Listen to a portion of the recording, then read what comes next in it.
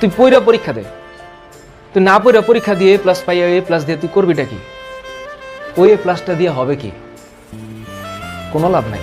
পইরা পরীক্ষা দিয়ে এ প্লাস পা, আর যদি এ প্লাস নাও পাও তাতেও সমস্যা নেই, কোনো ব্যাপার না, ব্যাপার পরে দেখা যাবে। স্যার বুয়েটে চান্স পাবো না, ইউনিভার্সিটিতে ঢাকা ইউনিভার্সিটিতে চান্স পাবো না, ভালো কথা, ঢাকা ইউনিভার্সিটিতে সবাই এমনিও চান্স পাবে না।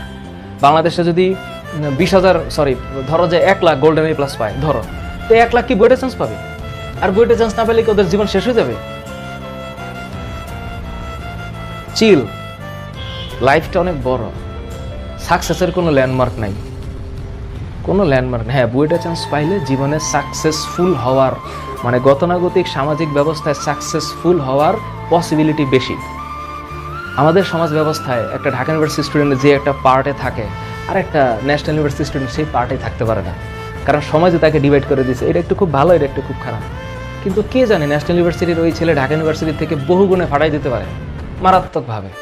কোথায় গিয়া কি হয়ে যাবে ঢাকা ইউনিভার্সিটি স্টুডেন্ট টেরও পাইতে না পারে।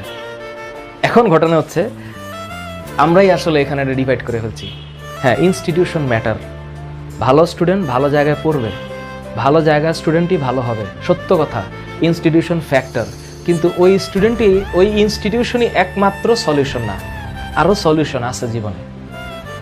এটাই মাননীয় শিক্ষামন্ত্রীর একটা ভিডিও আমার পেজে আছে, আমি সেখানে কমেন্টগুলো দেখি, এক একজন ফাটাই ফেলতেছে, আরে দূর রাখেন এগুলো আবেগী কথাবার্তা, এইসব এ প্লাস ছাড়াও চলবে, এ প্লাস না পেলে তো কোনো বাপ মাই তো পাত্তা দেয় না।